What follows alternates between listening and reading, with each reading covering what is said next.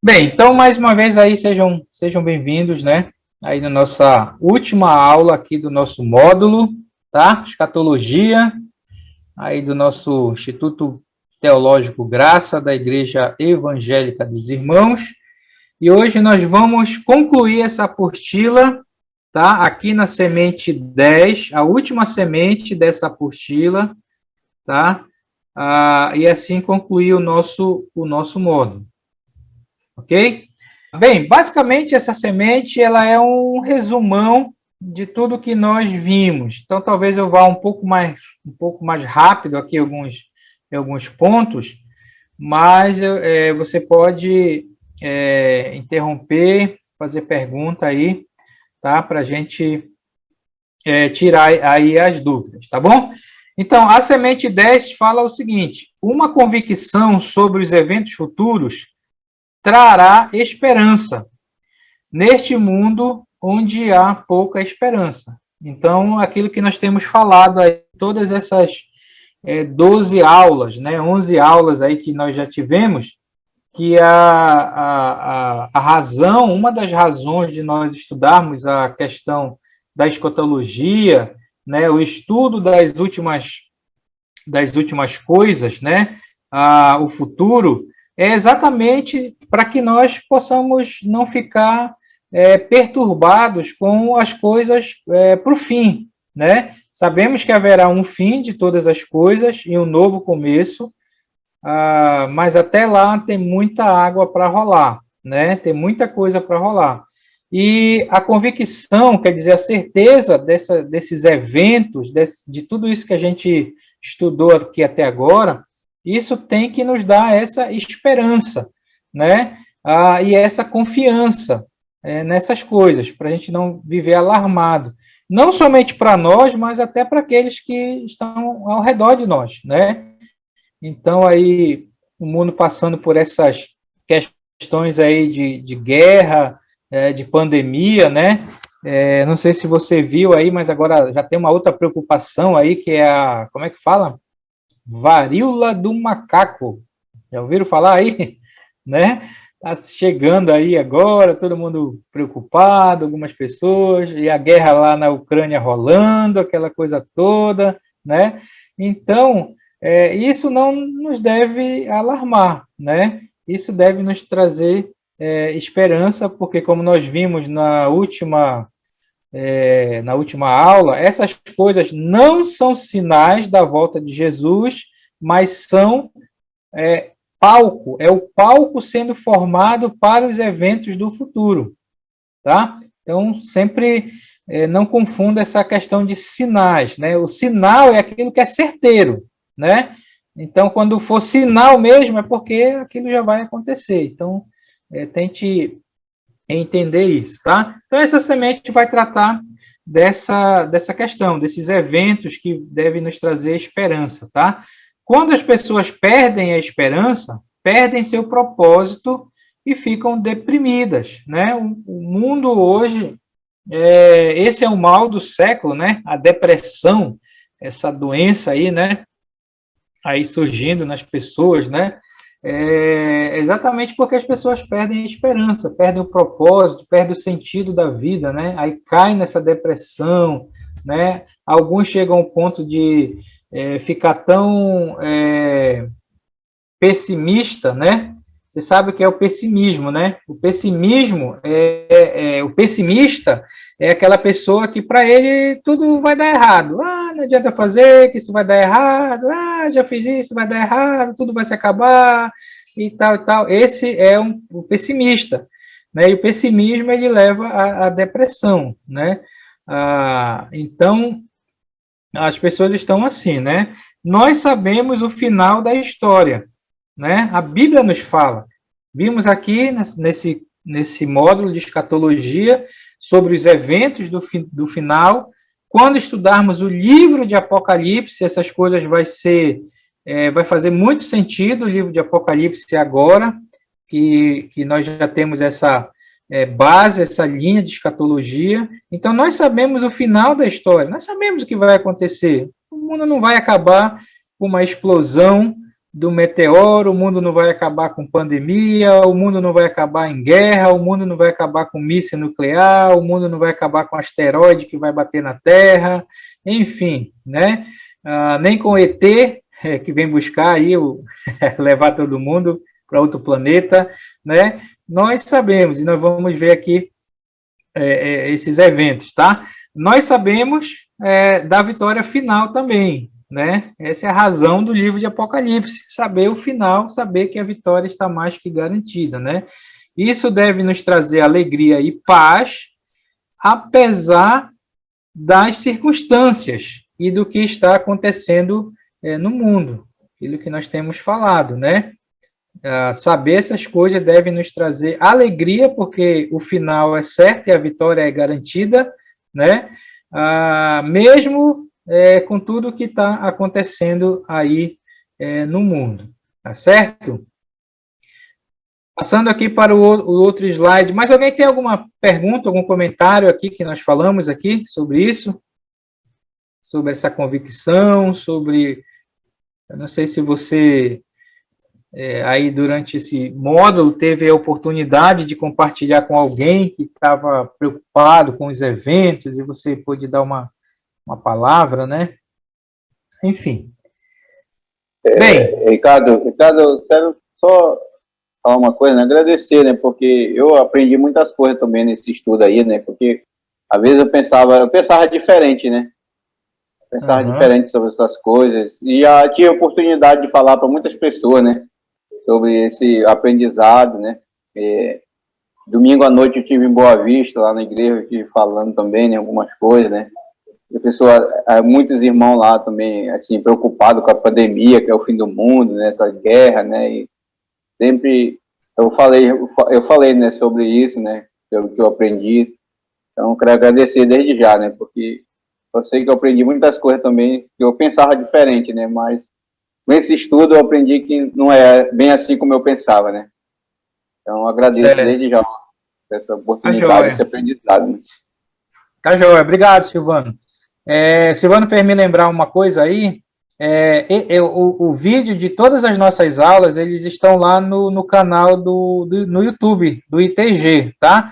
Você pode acessar a hora que você quiser. Eu vou mandar, depois dessa aula de hoje, eu vou mandar uma playlist com todas as aulas, aula 1, aula 2, aula 3, aula 4, até essa última aula, que é a aula 12. Aí você pode escolher e assistir o vídeo da aula, tá? O tempo que você quiser aí. E outra coisa que sempre me pergunta, eu posso compartilhar com a igreja a aula? Meus irmãos, é livre, você pode compartilhar com quem você quiser, você pode mandar o link dos vídeos, das aulas, para quem você quiser, tá?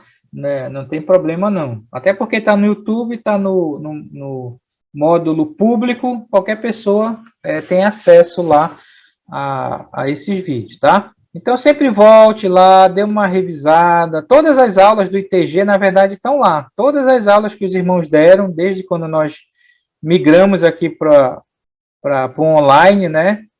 Tá lá, a aula do Bruce, minhas aulas, aula do Ivaldo, de História da Igreja, aula do Luizinho, do Leandro, tá tudo lá. Tem muito vídeo, tá? E aí, pode compartilhar com quem você quiser, tá certo? Bem, vamos passar aqui. Agora, vamos falar rapidinho a questão dos eventos futuros. Quer dizer, você precisa ter essa sequência na sua mente, tá? Para você poder entender o que vai acontecer daqui de onde nós estamos para o futuro. Quais são os eventos futuros, tá? Quais são os eventos futuros? Que a Bíblia fala que são as profecias que ainda vão acontecer. Olha só, a gente não tem um módulo sobre profecia, mas a gente falou de muita questão de profecia aqui nesse curso de escatologia, tá? Profecias bíblicas, não essas profetadas que tem por aí, desses grupos religiosos, igreja e tudo mais, tá? Meus irmãos, profecia bíblica é muito diferente dessas profetadas que tem por aí, tá? Então, não confunda essa questão. Então, de acordo com as profecias bíblicas, tá? O próximo evento dentro da escatologia, tá? É o quê? É o arrebatamento. Meus irmãos, enquanto não acontecer o arrebatamento, não fique preocupado com outras profecias, que até porque não tem. Não há nenhuma profecia bíblica entre nós e o arrebatamento. Não tem nada para acontecer daqui até o arrebatamento. Entenda isso. Tá? Então, se surgir, porque tem uma profecia que, sei lá, o asteroide vai bater na Terra. Não tem, meu irmão, não tem. Tem asteroide que vai bater na Terra, mas isso é lá em Apocalipse, depois do arrebatamento. Ele fala que tem um selo, tem um 166, né? Tem um chip aí, não sei o quê. Isso é tudo depois do arrebatamento, tá? 666, os 144 mil, meteoro batendo da Terra, os selos, as taças, isso é tudo depois do arrebatamento. Por isso que você tem que ter na mente a sequência desses eventos futuros, tá? Então, próximo evento escatológico, profético, que deve acontecer é o arrebatamento. Enquanto não acontecer o arrebatamento, não há sinais para o fim. O que há são eventos que estão sendo formados para o fim, mas não sinais, tá? E outra coisa, como nós vimos na última aula, não há sinal para o arrebatamento. Não há sinal para o arrebatamento, tá? Não tem nada que esteja impedindo o arrebatamento de acontecer. Você entende isso? Quer dizer, eu não posso dizer que, por exemplo, a guerra na Ucrânia é sinal para o arrebatamento, porque não é. Porque não há sinal, tá? Tá certo? Alguma pergunta? Entende bem? Isso é crucial para entendermos a questão aqui. Vamos supor que os Estados Unidos se uniu com a Rússia. Oh, meu Deus, isso é sinal para o fim. Não é sinal, não é sinal, tá? Provavelmente isso vai acontecer porque o anticristo vai precisar dessa união aí, mas isso não é sinal, tá? É o palco sendo formado. Tá certo? Pergunta, olha, hoje é a última aula. Pergunta. Ricardo, aquele rol de acontecimentos que você colocou, que está preparando para o palco, aquilo não é sinal. E aquilo não vai, sim, que é a restauração do templo, né, a volta dos israelitas lá dos judeus, que você colocou assim um rol lá que eu vi. Então, aquilo ali são acontecimentos que estão sendo preparados para o palco, para o arrebatamento. A gente tem que entender assim? Seria mais ou menos isso, né? Não é sinal, não confundir, né? Não confundir, porque o sinal, quando eu digo que algo é sinal, é porque aquilo já está certo para o que vai acontecer no final, né? Por exemplo, o arrebatamento. O arrebatamento é um sinal que já vai vir depois o quê? A tribulação. Mas a gente não sabe quando é que vai acontecer o arrebatamento, né? Entendeu? Então, a questão é que a gente não sabe o tempo, né? Tá, a gente não sabe o tempo. Então, vamos lá. Oi, pode falar. Não, tá certo, agora eu entendi, é porque fica muito assim, às vezes a gente pensa que está faltando estas coisas acontecerem para que o arrebatamento se realize, né? A gente pensa assim. Exatamente. Tem que ter por exemplo, tem um grupo que diz assim, bora pregar o evangelho, porque o evangelho vai ser pregado para todo mundo, Jesus volta. Se o evangelho não for pregado para o mundo todo, Jesus não volta. Isso está errado, isso é uma má interpretação, tá? Isso é um texto que é lá para frente, e esse evangelho será pregado e tal. Mas isso é o quê? Depende da linha escatológica. Isso geralmente são os pós-milenistas que têm essa ideia. Vamos pregar o evangelho porque quando a última pessoa ouvir o evangelho, Jesus volta. Não é assim, tá? Bem, sobre o arrebatamento, você sabe o que é o arrebatamento, tal, é o que marca o fim da dispensação da igreja ou da graça, tá? Quando a igreja vai ser realmente tirada. Os dois textos principais sobre arrebatamento é 1 Tessalonicenses 4, e Paulo trata dessa questão do arrebatamento, esse é o mais conhecido. Então, quando você quiser falar sobre o arrebatamento, use o texto de 1 Tessalonicenses 4, tá? E o outro texto é 1 Coríntios 15. Por que eu estou falando isso? Porque, às vezes, o texto não está falando do arrebatamento, o texto está falando da segunda vinda, tá? Está claramente falando da segunda vinda, e aí a gente usa um texto que fala da segunda vinda falando do arrebatamento, entendeu? Por isso que a gente tem que ter essa noção. Sempre olhe, quando falar da volta de Jesus, né, sempre olhe o contexto. Isso está falando do arrebatamento ou está falando da segunda vinda em poder e glória? Segunda vinda que acontece depois da tribulação, tá?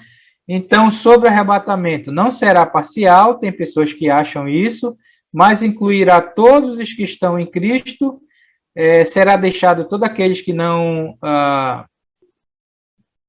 todos aqueles que não estará pronto, como as parábolas mostram, e não é um seguidor de Jesus. Ou seja, só quem vai subir no arrebatamento é quem faz parte da igreja, tá? É o eleito para a dispensação da graça, tá? Lembra que essa questão de eleição você tem que entender, né?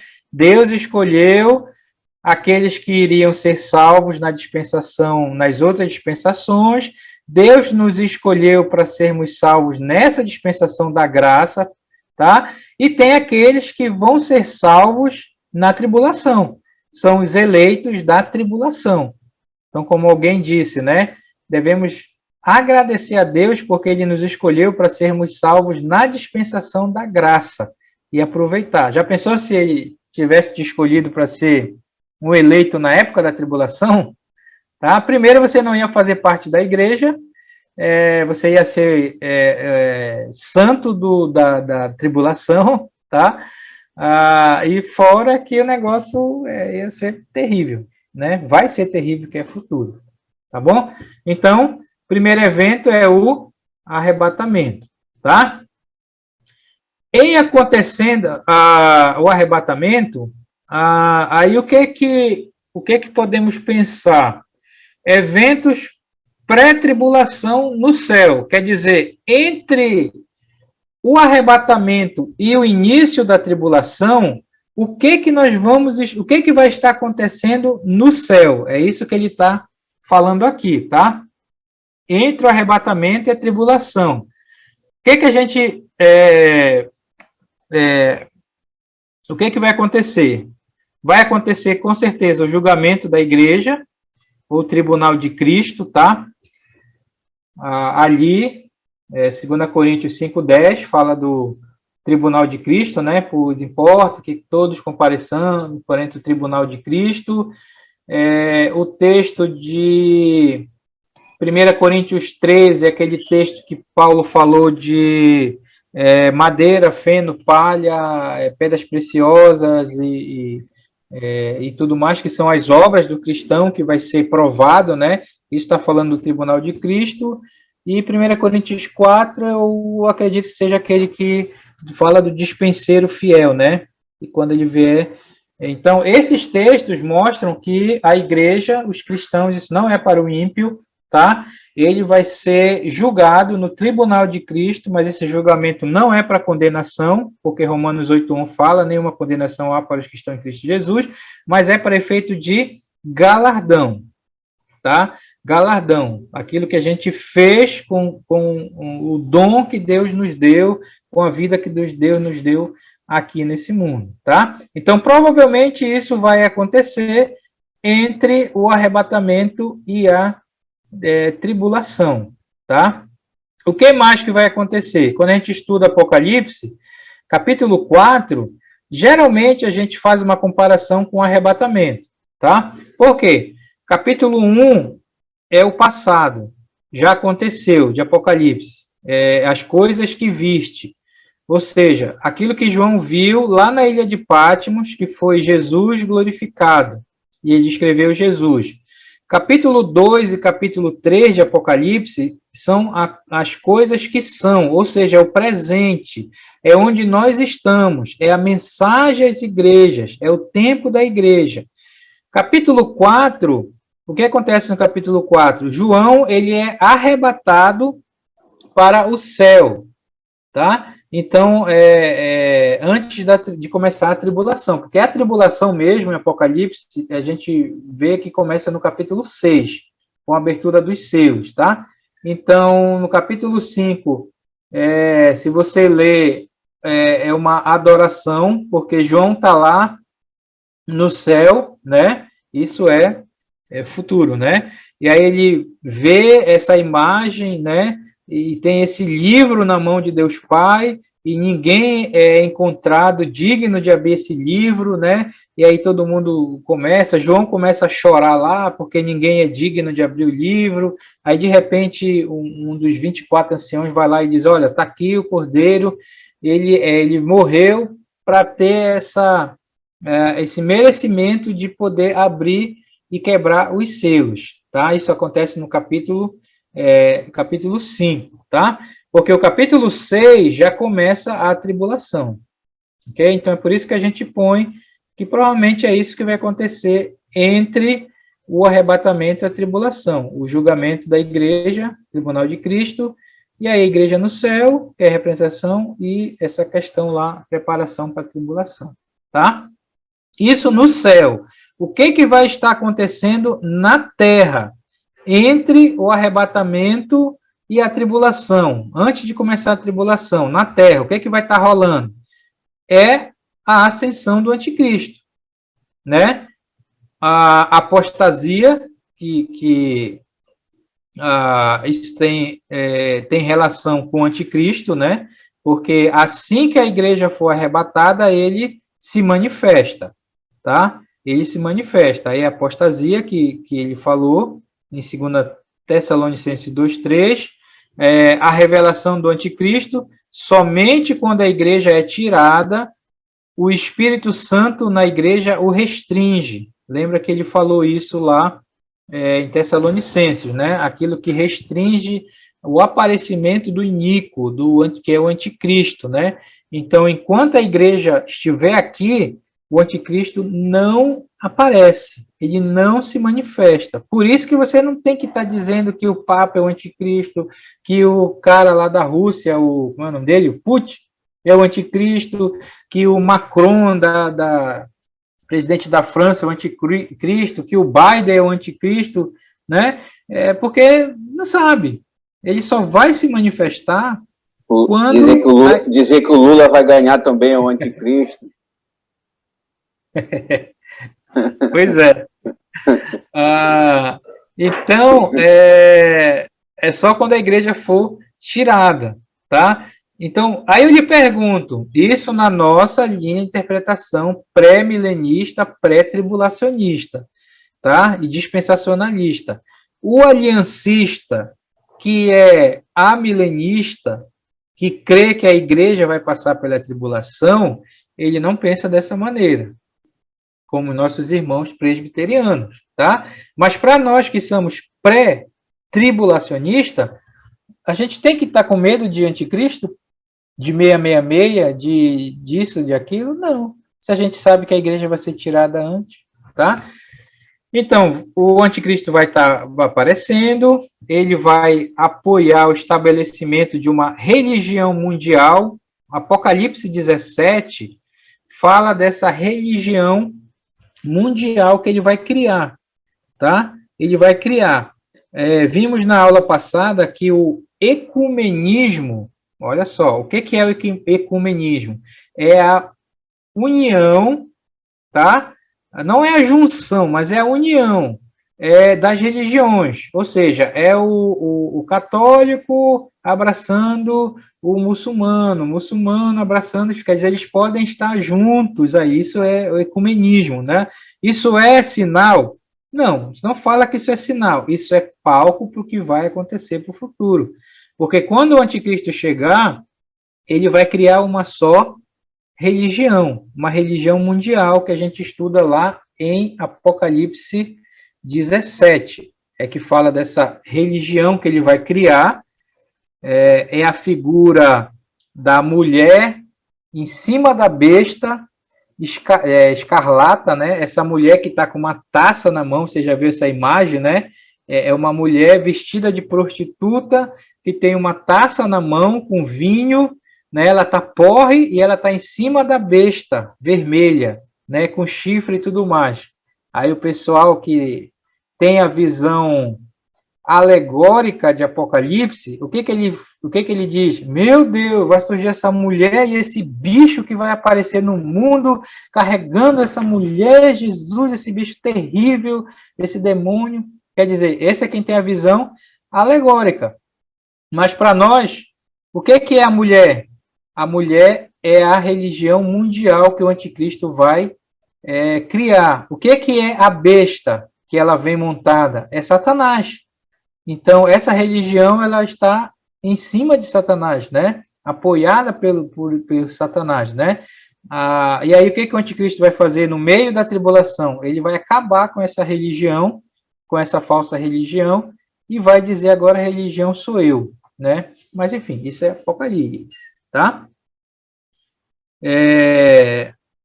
Outra coisa que vai estar acontecendo aqui na Terra é que ele vai fazer aliança, né? Aquela famosa aliança com Israel, que vai marcar o início da tribulação. Um pacto com os judeus, com Israel por 7 anos, né? Um pacto de paz, que é o primeiro selo, a falsa paz, né?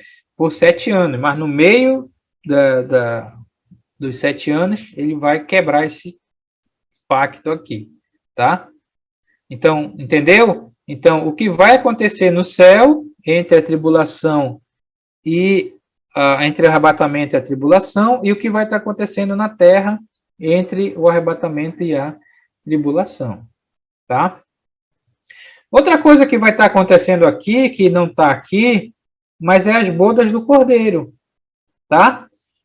Se bem que as bodas do Cordeiro, o que é as bodas do Cordeiro? É o casamento, né? As festas de casamento de Jesus com a sua noiva, que é a igreja, tá? Então, isso vai estar acontecendo nesse tempo depois da tribulação, talvez depois do julgamento, né? E durante a tribulação, porque na volta de Jesus, Jesus volta com a sua igreja, né? Já vem casado com a igreja, já não é mais a noiva, né? Mas é a esposa de Cristo. Aí tem uma questão, não, mas a esposa não é Israel, enfim, tá? Então, se você quiser colocar aqui, ó, as bodas do Cordeiro, também não está errado, porque nesse momento também aqui que vai acontecer. Vai se estender pela época da tribulação também, né? Como alguém disse, enquanto a tribulação vai estar rolando aqui embaixo, as bodas do Cordeiro vai estar rolando lá em cima, né, na festa. Bem, e aí, depois disso, nós temos a tribulação. Então, não esqueça, olha, o arrebatamento e depois nós temos a tribulação, o tempo da tribulação, tá? De 7 anos. E aí, a tribulação, a gente divide a tribulação em 3 partes. A primeira parte, que é a primeira metade, tá? A primeira metade, e a gente tem o meio da tribulação e tem a segunda metade da tribulação, entendeu? Então, quando você pensa em tribulação, para você organizar os eventos, você tem que pensar na primeira metade da tribulação, os 3 anos e meio, você tem que, porque vai ter eventos na primeira metade, aí tem o meio da tribulação, aí vai ter eventos do meio da tribulação e os eventos da segunda metade da tribulação. Tá certo? Isso em Apocalipse é bem joia para a gente estudar isso aí. Tá certo? Então, olha só. O que vai acontecer na primeira metade da tribulação? Lembra que a igreja não está mais aqui. Acabou o tempo da igreja. O período da igreja, a dispensação da graça, a dispensação da igreja, o tempo dos gentios, acabou. Tá? Aí vai estar na última dispensação, né, que a gente chama de dispensação do milênio, milenar, que engloba dessas coisas para frente. O que vai acontecer na primeira metade da tribulação? O aparecimento das duas testemunhas, tá? Profetizada lá em Ezequiel, aliás, Zacarias, tá? Fala das duas testemunhas, e Apocalipse 11 é onde elas aparecem, tá? Essas duas testemunhas, veja bem, não são Moisés e Elias, tá?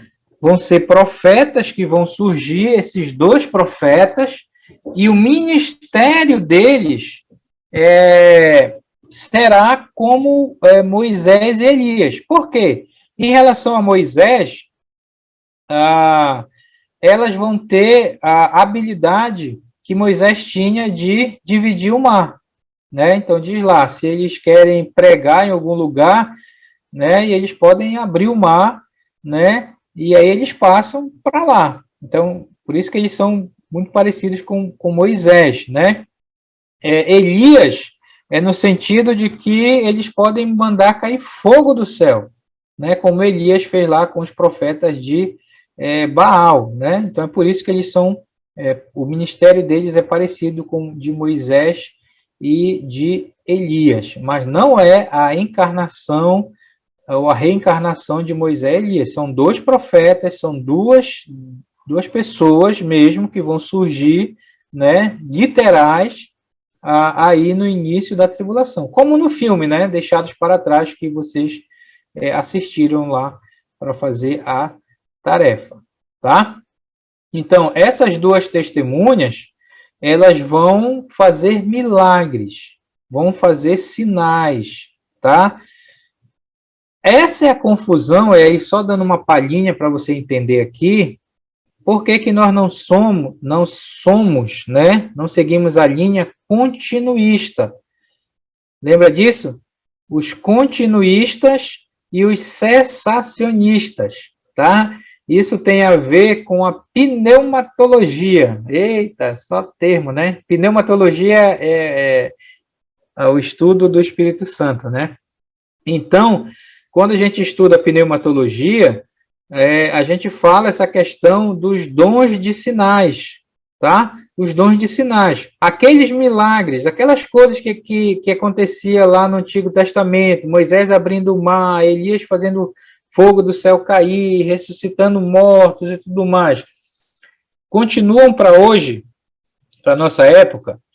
Se você é um continuista, e esses são os pentecostais eles seguem a linha continuista. Eles vão dizer que, sim, hoje as mesmas coisas que aconteceu no passado, acontece hoje. Abrir o mar, jogar fogo, ressuscitar morto, fazer o paralítico andar, o surdo ouvir, né, e tudo mais. Então, por que os pentecostais creem dessa maneira? Porque eles são continuistas, tá? Nós seguimos a linha cessacionista, de cessar. Cremos que esses dons e milagres, eles cessaram no passado, tá? Ali no primeiro século, tá? Porque eles tinham um propósito, e hoje, com as escrituras, tá? Não há necessidade desses sinais. Por que não há necessidade? Porque tudo que Deus queria que soubéssemos para a nossa época, para a época da igreja, foi revelado pelo Filho, o Filho passou para os apóstolos escreveram as Escrituras, tá? Lembra da aula lá de revelação, inspiração e iluminação, essas três coisas lá. ok? Então, para nossa época, nós não cremos que esses sinais são para nossa época, tá? Agora, quando terminar a época da igreja, que entrar a última dispensação do milênio, esses sinais vão voltar. Tanto é que as duas testemunhas vão fazer sinais, tá? O próprio Satanás, anticristo, vai fazer sinal e maravilha. Entendeu? Então, é por isso que um pentecostal ele pode dizer, pode ler o texto de Apocalipse, dizer, mas olha aqui, esses homens fazendo sinal, como é que diz que não é para hoje? Não, mas isso é outra dispensação, para outra época. E isso porque nós seguimos a linha dispensacionalista, tá? Aliancista não crê dessa maneira. Se bem que os aliancistas não creem também, eles são cessacionistas, eles não são continuistas, os aliancistas hoje. Tá? Mas isso é só, não vai confundir muito a sua mente aí em relação a isso, tá? Então, as duas testemunhas, elas aparecem quando? Na primeira metade da tribulação. Por que a gente sabe isso? Porque no meio da tribulação elas vão ser mortas, a gente vai ver aqui. Mas estamos falando na primeira metade. O que mais vai acontecer na primeira metade? Vai surgir os 144 mil, tá? Os 144 mil. Quem são esses 144 mil? Os TJ dizem que são eles. É uma má interpretação, de novo, das escrituras, tá? O próprio texto vai dizer que esses 144 mil, primeiro, eles são judeus. Então, se você não é judeu, está fora. Segundo, são homens, não são mulheres. Então, se você é mulher, você está fora também. Tem que ser homem. Terceiro, esses 144 mil, eles são virgens. Eles não se macularam com mulheres, não são casados, são solteiros virgens, tá? Então, se você é casado, você está fora também, tá? Então, nem adianta você querer ir lá para o Testemunho de Jeová, que você está fora lá. Fica aqui na igreja mesmo, que é melhor para você, tá? Então, quem é esses 144 mil? São 12 mil de cada tribo, né? São 12 tribos, dá 144 mil. Agora, olha só, você acha que 144 mil é pouca gente ou é muita gente? É muito. É muita gente. 144 mil é gente pra caramba, tá?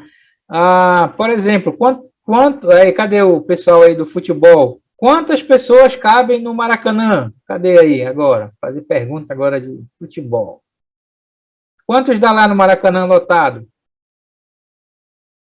Mais de 100 mil? 50 mil? 80 mil? 50 mil. Quantos? 100 mil. 60. Dois maracas aí. 60, 100. 100 mil. É muita gente, né? Então, vamos supor aí, é quase 2 Maracanã lotado. 144 mil aí, né? Então, muitas pessoas, né? Esses 144 mil judeus, provavelmente, eles vão se converter na tribulação, tá? E com a mensagem, com a pregação das duas testemunhas. Porque esses 144 mil, eles vão ser, como o Bruce colocou aqui, olha, missionários judeus. Esses camaradas que vão pregar, basicamente, durante a tribulação. Hoje, a missão de pregar é quem? Na nossa dispensação? A igreja. É a igreja que tem a missão de pregar o evangelho. Na tribulação, quem vai pregar o evangelho vão ser as duas testemunhas e os 144 mil. Mas no pessoal que vão se converter, eles vão pregar? Meu amigo, eles vão, mas os bichinhos vão ser tão perseguidos e mortos, porque se converter e morrer. Não vai nem dar, né? Mas esses 144 mil aqui, eles são selados. Apocalipse capítulo 7 fala isso, eles são selados e esse selo é para proteção, tá? Eles não vão ser, eles vão ser perseguidos pelo anticristo e o sistema dele, mas nenhum deles vai morrer. Por que a gente sabe que nenhum deles morre? Porque quando Jesus volta, na segunda vinda, no Monte das Oliveiras, quem é que está lá no Monte das Oliveiras esperando Jesus? Os 144 mil. Nenhum deles vai morrer. Eles vão ser protegidos tanto dos eventos da tribulação, terremoto, sol e as coisas que vão acontecer, veneno, água e tudo mais, né? Quanto a questão do anticristo, tá? Aí tem um detalhezinho tem um detalhezinho da tribo de Dan, que ela não está nessa lista, a gente crê que é por causa da idolatria, tá? Enfim, mas são 12 mil. Oi, fala aí, Daniel. Pergunta.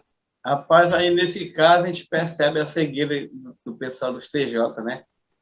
E já fala aqui tudinho que estão fora mesmo, né? Não é nenhum deles. Uma vez eu conversando... Eles trabalham para isso, né? Queria se encaixar no meio desses 144 mil. Uma vez eu conversei com um TJ que conhece, não um TJinha, não. Eu disse, vem cá, meu amigo, a igreja de vocês já tem vários séculos aí, né? Ele disse, Eu disse, tu acha que não já completou esses 144 mil? Aí ele ficou sua cabeça, eu disse, provavelmente. Eu digo, sim, se já completou e tu tá fora. Ele disse, não, a resposta dele foi mais ou menos assim, não, mas os que estiverem fora, se for 144.001, né? Tem uma esperança de um novo mundo, de uma nova terra e tal, aí já foi para o outro lado. Eu digo, eles são tão cegos que eles dizem que vão ver do macaco, né? Bem, enfim, entendeu, né? Então, 144 mil na primeira metade. Oi. Ricardo, eu queria só fazer uma pergunta com relação à mensagem da palavra, né? Nós entendemos que até então os judeus eles tiveram dificuldades de aceitar Jesus como rei, né, Salvador. O Messias. Isso, Messias. Essa é a mesma mensagem que os 144 mil eles vão continuar. É isso que eu queria saber, porque eles vão lá na frente também questionar isso, né? Os mesmos judeus da tribulação, né? É isso que eu queria entender aí. A mensagem, o evangelho é o mesmo, desde Gênesis, passando pelo Antigo Testamento todinho, entrando pelo Novo para a nossa época e para o futuro, o evangelho é o mesmo, as boas novas de Cristo, né? Você sabe que o primeiro versículo, que é o chamado proto-evangelho, está onde? Gênesis 3,15, né? Quando fala lá que pisar na cabeça da serpente, o descendente da mulher e tudo mais, ali já é falar de Cristo. O evangelho é o mesmo, tá? É o mesmo. Agora, a maneira talvez mude um pouco, porque as circunstâncias vão mudar, né? As pessoas no Antigo Testamento, como é que eles eram salvos?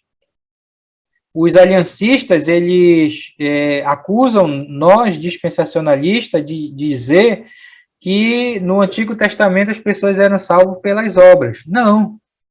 As pessoas nunca foram salvas pelas obras. As pessoas são salvas pela graça. Só que no Antigo Testamento, o que acontece? Eles olham para frente, né? Eles veem em Cristo, a cruz de Cristo, olhando para frente. Por isso que eram os sacrifícios, que eram as coisas, que tudo aquilo, como Hebreus fala, prefigurava Cristo. Então, eles eram salvos olhando para frente. Como é que nós somos salvos hoje? Olhando para trás. Ou seja, para a cruz de Cristo há 2000 anos atrás. Entendeu? Como é que vai ser na tribulação? Na tribulação, eles vão olhar da mesma maneira, olhando para trás, para o Messias, para Cristo, né? Tanto os judeus como os gentios, eles vão ser salvos colocando a sua confiança em Cristo. E é isso que os 144 mil vão pregar, é isso que as duas testemunhas vão pregar e os outros vão pregar lá. Então, o evangelho é o mesmo, o evangelho não muda. Sempre foi e será pela graça e em Cristo Jesus. Tá certo? Claro que as circunstâncias vão ser bem diferentes. Hoje a gente vive no período da graça. A gente pode ir para qualquer lugar aí, né? Pelo menos aqui no Brasil, né? Você pode pegar uma Bíblia e ir lá para a praça e começar a pregar sobre Jesus. Agora, na tribulação, você pegou na Bíblia, você já está sendo crivado de bala lá pelo sistema do anticristo. Entendeu? Aí o negócio vai ser feio. Enfim. Primeira metade, aí tem os 7 selos, tá? Alvin, cara, oi, pode mais falar. uma pergunta aqui. No caso do pessoal do Velho Testamento, mesmo eles olhando para frente, né? Eles também eram eleitos, né? Foram escolhidos, né? Os eleitos foram salvos. Os eleitos, mesmo lá, né? Mesmo lá. Eles foram salvos. Não tinha como, né? Não tinha como eles foram, porque senão eles iam querer ser salvos pelas obras, né? Exatamente. A salvação sempre foi pela graça, né? Como dizer Interessante. Eu estudei ali no seminário, e o reitor dizia assim, olha, eram os alunos, né? Falando de fazer as tarefas, o trabalho, ele dizia, olha, quero dizer um negócio para vocês. A salvação é pela graça, mas a graduação é pelas obras. Ele disse, então, se vocês não fizerem o trabalho, as tarefas, não passarem, vocês não passam, não vão ser graduação. Eu achei engraçado. A salvação é pela graça, mas a graduação é pelas obras. Mas, enfim. Aí aqui tem os 7 selos, né? Então, tem a falsa paz, que a gente estuda em Apocalipse, cavalo branco, o primeiro cavalo é branco, o seu cavaleiro é o anticristo, no Apocalipse 6. Lembra que em Apocalipse tem 2 cavalos brancos e seu cavaleiro, né? Capítulo 6 é o anticristo, e capítulo 19 é Cristo, é a segunda vinda. Aí tem a guerra, cavalo vermelho, tem a fome, cavalo preto, e tem a morte, cavalo amarelo. Como é que eu sei as cores? Eu falei para vocês na última aula, né? Macete, né? A paz é branco. O que tira a paz? A guerra vai tirar a paz. E essa é uma guerra mundial. Não é como a Terceira Guerra Mundial, que é um país aqui, um ali só olhando, né? Como foi a Primeira e a Segunda Guerra. Não, esse vai ser um negócio mundial mesmo, né? Então, o cavalo é vermelho, porque vermelho é cor de sangue, cor de guerra. Tendo guerra, o pessoal não está trabalhando, né? Então, vai vir a fome. A fome... Então, a fome, o cavalo é preto, né? Preto de fome. Por quê? Porque a fome é consequência da guerra que vai ter. Né? Ninguém vai estar na roça trabalhando, né? E aí, pessoal com fome, claro que vão morrer. Essa primeira morte aqui, vai logo 1/4 da população morrer, só no primeiro selo aqui. Da população. Quanto é que é a população do mundo? 6, 7 bilhões? Por aí, né? Então, olha só, 1/4 de 7 bilhões aí, então, muita gente vai morrer, né? E aí vai ter a perseguição e terremotos aqui são o 6º selo, tá? A morte é o quê? O cavalo amarelo, é? Amarelo, é. Amarelo é cor da morte. Ele é amarelo meio esverdeado. Tá? É o 4º cavaleiro. O cavalo é amarelo, o cavaleiro é a morte, e, como dizia o seu Bill, na garupa dele vem o inferno, né?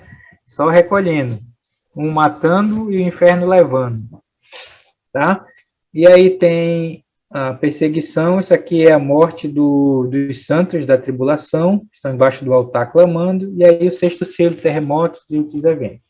Isso aqui, na verdade, ele colocou aqui na primeira metade, mas quando a gente estuda, provavelmente essa parte aqui seria para a segunda metade, tá? Mas, enfim, Apocalipse a gente vai conversar mais sobre isso. Agora, oi. Você está me ouvindo aí, Ricardo? Estou ouvindo, pode falar. Ainda estou nos 144 mil lá. Deixa eu lhe perguntar uma coisa.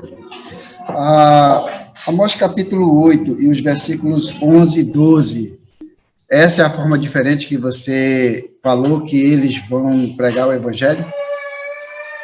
Não sei o que fala Amós, lê aí. Eis que vem dias, diz o Senhor, Deus, em que enviarei fome sobre a terra, não de pão nem sede de água, mas de ouvir a palavra do Senhor. Andarão de mar a mar, do norte até o oriente, correrão por toda parte, procurando a palavra do Senhor e não acharão. Se aplica? Não sei, mano. Só olhando mesmo o que fala Amós, o contexto lá de Amós. Realmente não sei. Não sei te responder essa. Se está falando, tu tá perguntando se está falando desse tempo lá, né? Sim, com certeza, porque já que eles vão pregar o evangelho, né? Então, com certeza, eles vão se pensar da vida deles, né? Tem que ver da que tempo que Amós está falando. Né? Se é uma profecia para o futuro, ou se ele está falando da época dele mesmo, ou de uma outra época, aí realmente tem que ver lá, tá? Mas depois a gente pode ver. Não, sem problema, tranquilo. Pode me mandar esse texto aí que a gente olha. Bem, vamos agora para o meio da tribulação, tá? O que vai acontecer no meio da tribulação?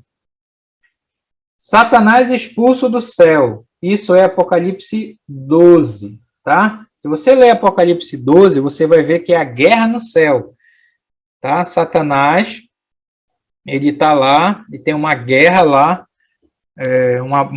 uma briga entre Satanás e o arcanjo Miguel, tá? E Satanás, então, ele é expulso, ok? E até fala lá, foi expulso a antiga serpente, né, que acusa os irmãos de dia e de noite. Então, olha só, minha interpretação em relação a isso é o seguinte: Satanás hoje, baseado no livro de Jó, tá? Você sabe que o livro de Jó provavelmente foi o primeiro livro a ser escrito da Bíblia, tá? O livro de Jó, bem antes de Gênesis. Lá.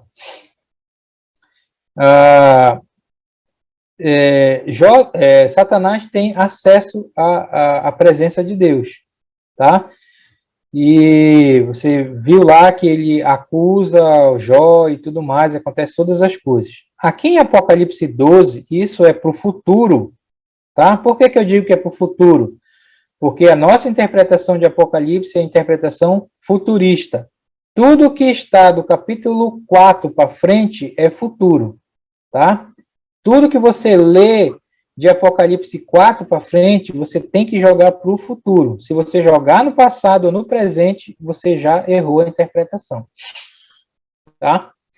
Então, só no capítulo 12, isso é metade da tribulação, Satanás vai ser expulso do céu.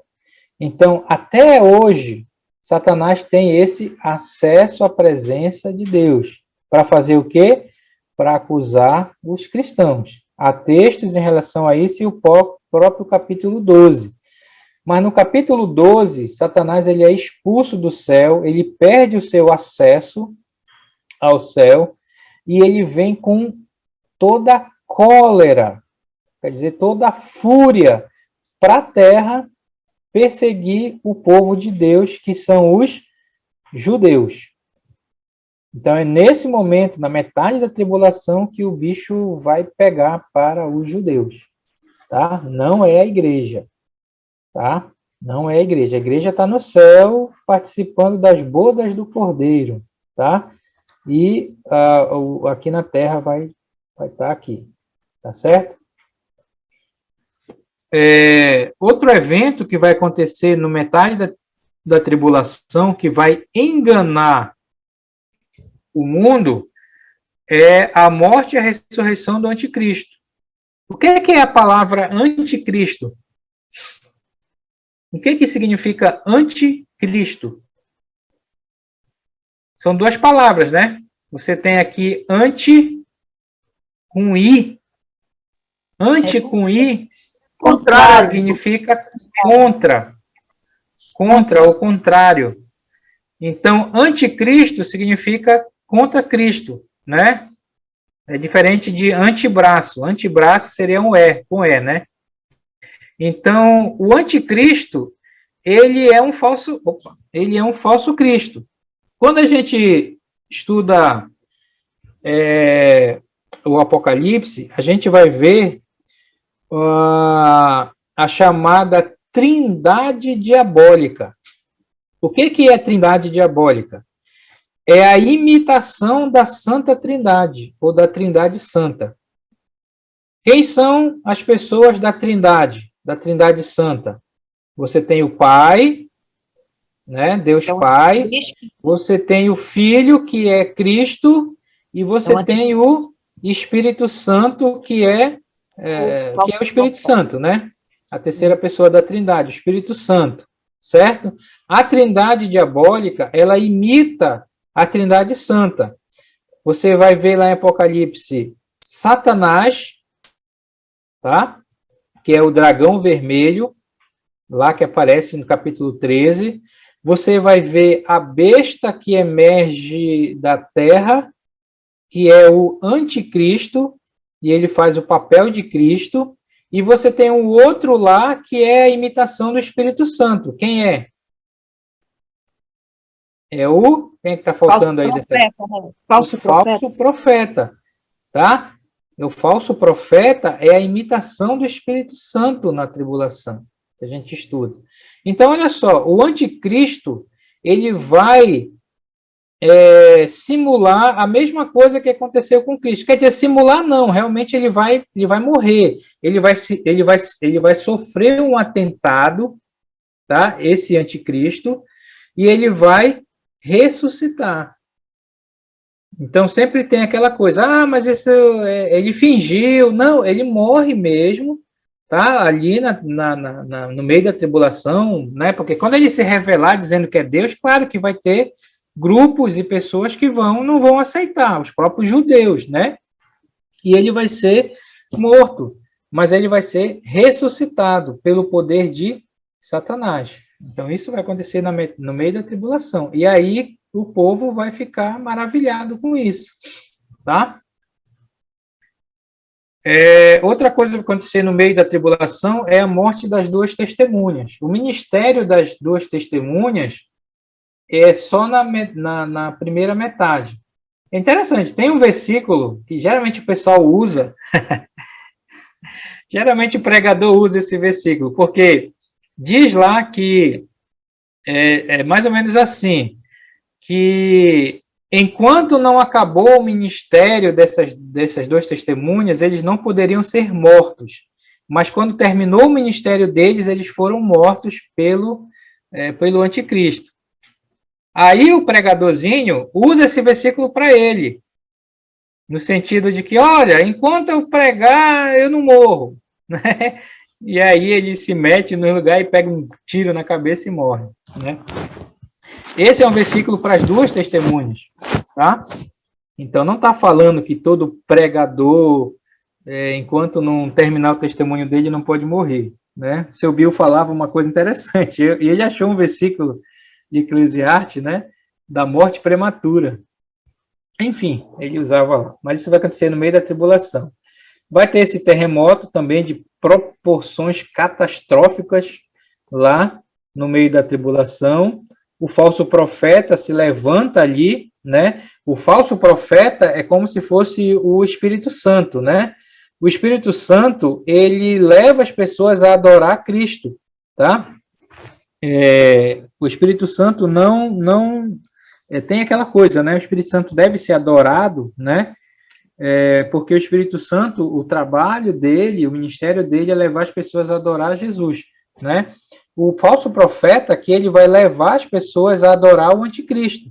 Aliás, o falso profeta vai fazer uma imagem do anticristo na tribulação.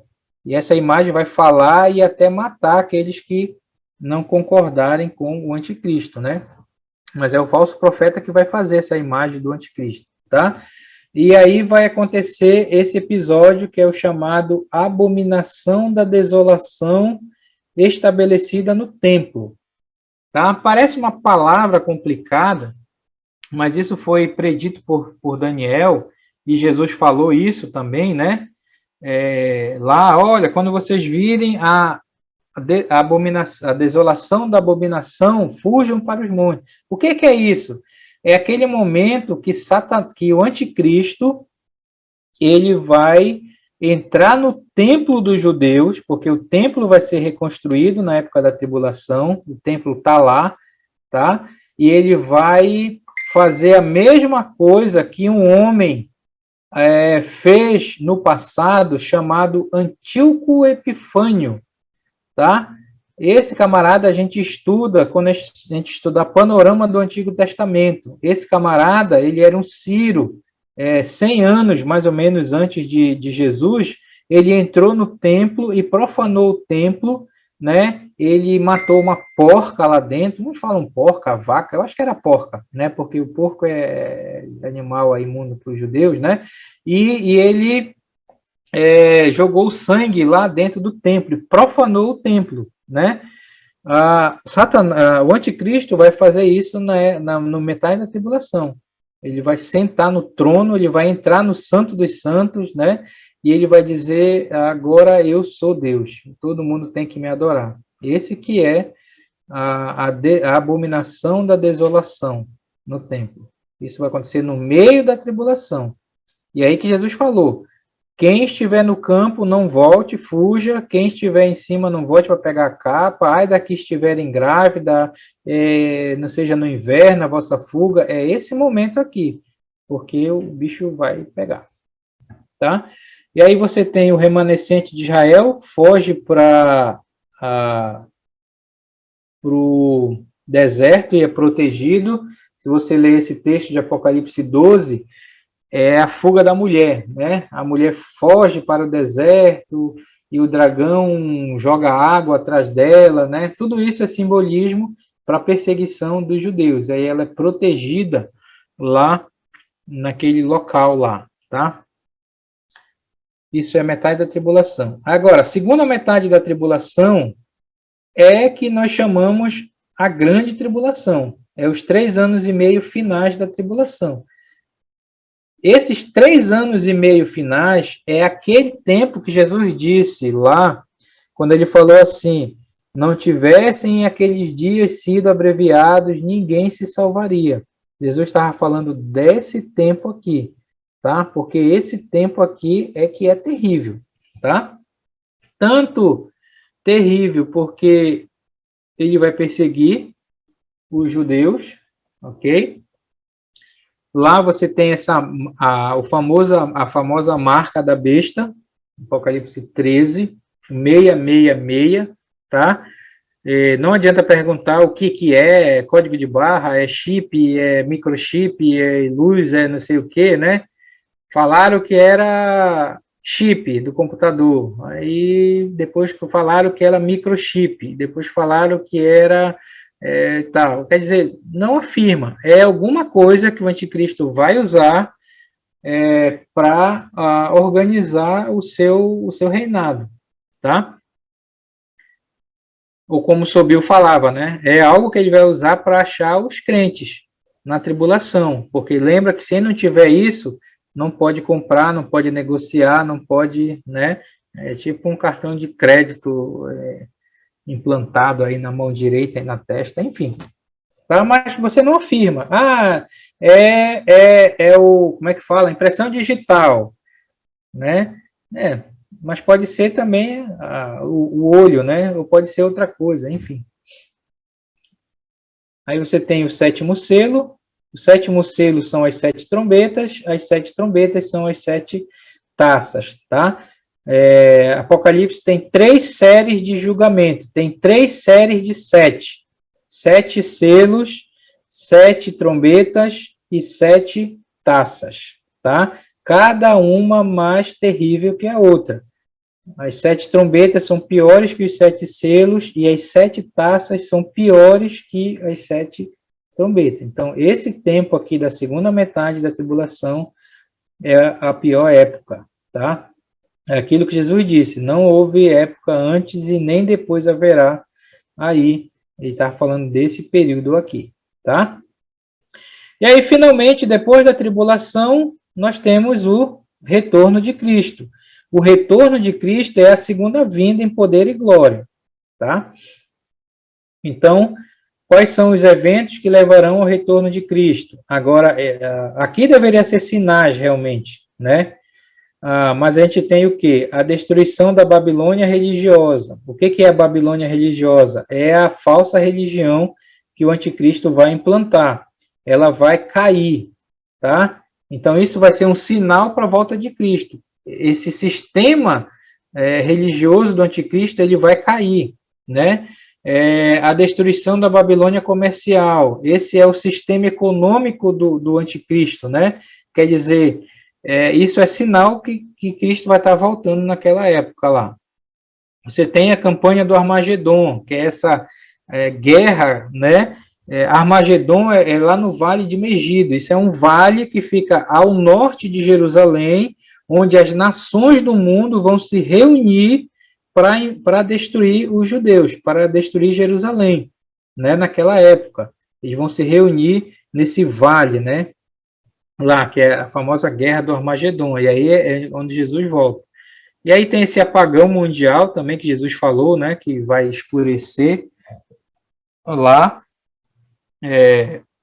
que é para o retorno de Cristo, né.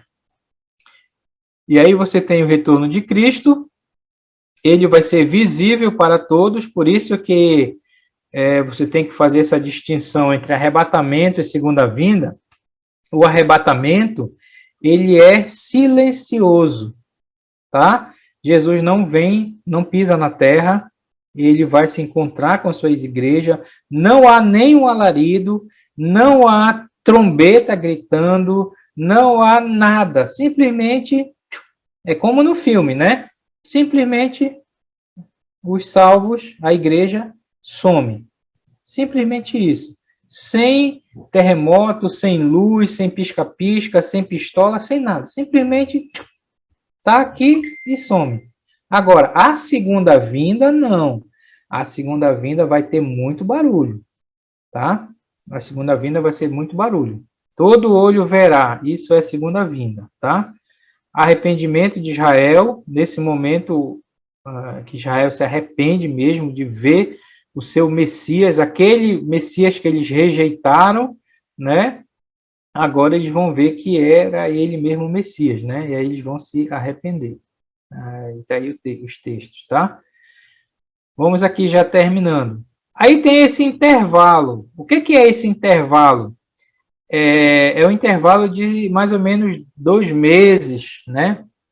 75 dias, que é entre a segunda vinda e o milênio, o início do milênio, tá? E aí o que vai acontecer? Vai acontecer o julgamento do anticristo, do falso profeta, eles vão ser lançados vivos direto para o lago de fogo. Hoje o lago de fogo, você lembra da aula que nós tivemos sobre isso? Lago de fogo, inferno, seio de Abraão, paraíso e tudo mais, né?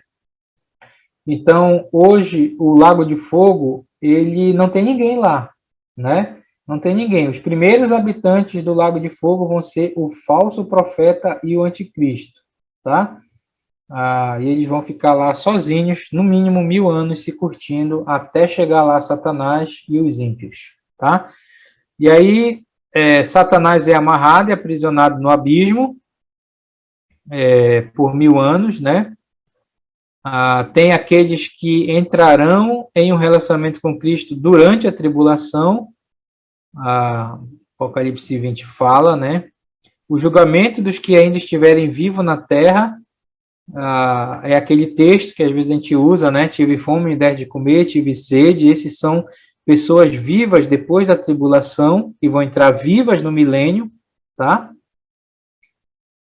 E tem a restauração da terra, que é aquilo que Paulo falou em Romanos 8, né? Que a própria natureza aguarda a manifestação dos filhos dos homens, porque o mundo, até esse momento, ele vai estar devastado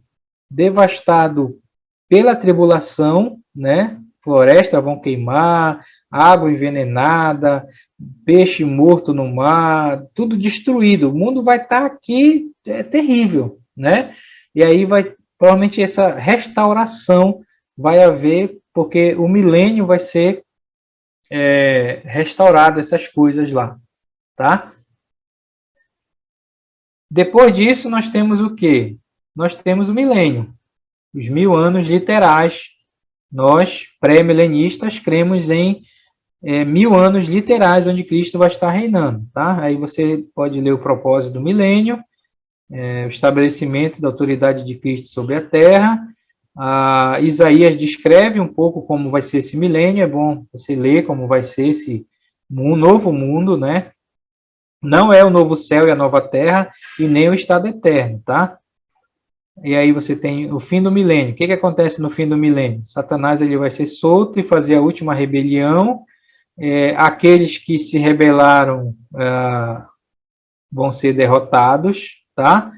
E Satanás, então, nesse momento, será lançado para o lago de fogo. E aí toda a trindade diabólica vai estar lá junta no lago de fogo.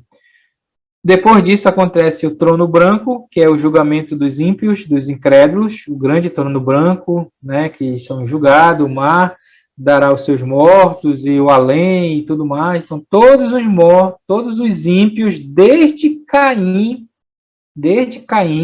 né, aí até o último ímpio vai ser julgado aqui no trono branco. Então lembra disso, tem 2 julgamentos. A igreja ela não é julgada no trono branco. Tem um hino que é errado, eu não sei qual é esse hino, mas que diz que a igreja vai ser julgada no trono branco. Não. Se você dormir e acordar no trono branco, já era para você, tá? Você tem que dormir e acordar no tribunal de Cristo, e não no trono branco. Então, cuidado aí. E aí, finalmente, você tem, depois disso, o chamado estado eterno, ou a eternidade, né?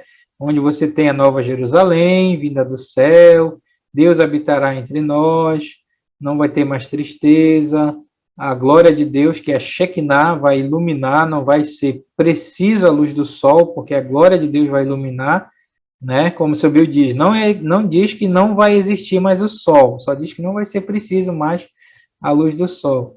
E aqui é o tamanho da Nova Jerusalém, tá? Mas a gente estuda isso lá em Apocalipse.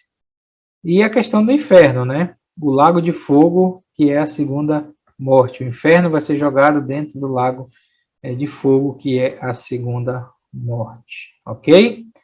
E assim nós encerramos o nosso módulo sobre escatologia. Então, o que você tem que ter em mente é a sequência desses eventos, né? Aí, que nós falamos. Basicamente, arrebatamento, tribulação, segunda vinda, milênio e estado eterno. Você tendo isso na mente, aí você encaixa os outros eventos certinho em cada local lá. Tá certo? Bem, agora, perguntas. Perguntas, dúvidas, comentários finais. Perguntas, meus irmãos? Concluímos assim a apostila. Ricardo, aquelas profecias que a gente vê nos profetas menores, né, como Zacarias, Joel, eles mencionam muito uma expressão, naquele dia, e também, né, nós não devemos ansiar por aquele dia, porque vai ser um dia de trevas. Ele faz uma descrição lá horripilante, né? Eu quero saber a que se refere essa expressão assim naquele dia que aqueles profetas fizeram no passado. É isso que eu digo. Você tem que ver o contexto. Porque os profetas, quando eles estão falando do futuro, por exemplo, quando falar de Israel, que vai ser restaurada, a nação de Israel, coisa boa para Israel, eles estão falando do milênio. Tá? Porque o milênio, Israel vai ser a cereja do bolo, no milênio. Quando falar desse, por exemplo, isso que você falou, né? A gente até canta, né? Ouve-se o júbilo de todos os povos, o dia do Senhor chegou. O dia do Senhor é esse momento da tribulação. Tribulação até a segunda vinda. Entendeu? Então, você tem que ver o contexto. O que o profeta está falando? Ou ele está falando do tempo da tribulação, ou ele está falando da segunda vinda, ou ele está falando do milênio. Aí cada profeta faz a sua descrição lá. Mas geralmente o dia do Senhor, por que é um dia de tristeza? Porque é tribulação, vai ser tristeza, vai ser terrível, né? julgamento dele, né, também, que as pessoas não vão mais suportar. Tá certo. O julgamento, entendeu? Mas tem que ver, cada profeta fala de um desses períodos. Você não vê o profeta falando de arrebatamento, lembra disso. Os judeus, Israel, não espera arrebatamento, espera o milênio. Tá certo. Mas eles sabiam que antes do milênio tinha a tribulação. Tá bom, obrigada. Certo? Mais perguntas, meus irmãozinhos? Vamos lá, é a última chance. Carlos. Pode fazer. Carlos, deixa eu ler aqui dois versículos aqui. Deixa eu ver se são 2 versículos, só um versículo. Sofonias, ele diz uma coisa aqui no 14 do capítulo 1, ele diz assim: está perto o grande dia do Senhor, está perto e muito se apressa. Atenção, o dia do Senhor é amargo e nele clama até o homem poderoso. Aí eu pergunto, onde nós podemos aplicar? É essa a questão que você fala de ver o contexto, para ver do que é que ele está se referindo? Eu não vi, mas pelo que ele está falando se é amargo e tudo mais, é tribulação. Porque a tribulação vai ser terrível para os judeus, porque eles vão ser perseguidos, né? Pelo anticristo e o sistema do anticristo. Tá certo? Então, se falar que é amargo, que é tristeza, que é o cálice de tontear, tem esse versículo lá para Jacó e tudo mais, coisa ruim, como colocar assim, é esse tempo da tribulação. Quando falar que Israel vai ser restaurado, vai ser um tempo bom, um tempo de paz e tudo mais, está falando do milênio. Ok, obrigado. Certo? Só isso de pergunta? Podemos, então, fechar aqui o nosso módulo? Não, pera lá. Ricardo, também me ocorreu agora aquela, lá em 2 Pedro, os últimos capítulos, né, 3 dele, que ele diz que as coisas serão desfeitas, né? Desoladas. Parece que os elementos vão ser abrasados, vão se desfazer. Dá a entender assim que o planeta Terra, se você perceber lá, dá a entender que o planeta Terra vai ser destruído, né? Assim, verdade. Eu entendia quando eu lia, né? E Pedro fazendo essa mensagem. Eu confesso que esse texto seria bem difícil, porque dá a entender isso, né? O mundo vai ser acabar com fogo e queimar e tudo mais. Eu não sei responder, né? Porque a gente lembra que... Lembra que Jesus, que Deus disse, né, que a terra não ia mais ser inundada por água, né? Aí, então, relaciona a esse texto que será destruída por fogo, né? Eu já vi também, já escutei algumas pregações a respeito disso. Só que em Apocalipse, isso não acontece, né? O que acontece em Apocalipse é tribulação, segunda vinda, julgamento, milênio e o estado eterno, né? Aí tem que ver a questão da perspectiva de Pedro, né? Quando ele escreveu, o que ele estava pensando na cabeça dele lá. Mas é uma boa pergunta. Eu realmente não tenho uma resposta assim. Tá, eu vou pesquisar aqui um pouquinho mais, tá bom. Era só para a gente poder incluir assim também essa perspectiva, essa pergunta, né? Essa pergunta foi uma perspectiva de Pedro, né? Quando é que Pedro morreu? Pedro morreu antes do ano 70. Pedro e Paulo, eles morreram no ano 67, 68, né? Paulo foi decapitado em Roma e o Pedro foi crucificado de cabeça para baixo, né? Ali antes do ano 70, quando estourou a perseguição. E pelo Nero, né? O Nero é o cara, eu acho que é o cara que mais vai penar no inferno. Porque além dele ter iniciado a perseguição aos cristãos, ele matou Paulo e Pedro, os dois principais da igreja. E acho que esse aí, meu amigo. Tá bom? Enfim, Tá bom. mas isso é para o nosso outro módulo aí, que a gente vai estudar. Bem, meus irmãos, então, mais uma vez quero agradecer aí pelo nosso tempo, nossas 12 aulas, tá? Elas vão ficar lá disponíveis para você olhar quando você quiser, tá bom? E, claro, tem muita coisa, né? Aí que a gente pode estudar, mas eu acho que o que é importante é a gente saber a linha de interpretação que a gente segue, tá? Porque nem todos pensam da mesma maneira, nem todos os grupos, né? Aí seguem essa linha de interpretação que nós temos, mas é como nós interpretamos, é como nós entendemos que é coerente com as Escrituras. E assim, você vai ver que com esse conhecimento que nós temos agora da escatologia, o livro de Apocalipse vai fazer muito sentido. Porque quando nós estudarmos o livro de Apocalipse mesmo, você vai ver como essas coisas vão se encaixar assim, como uma luva, tá? Dentro da linha que nós seguimos. Porque o segredo de Apocalipse, do livro de Apocalipse, é como você entra nele.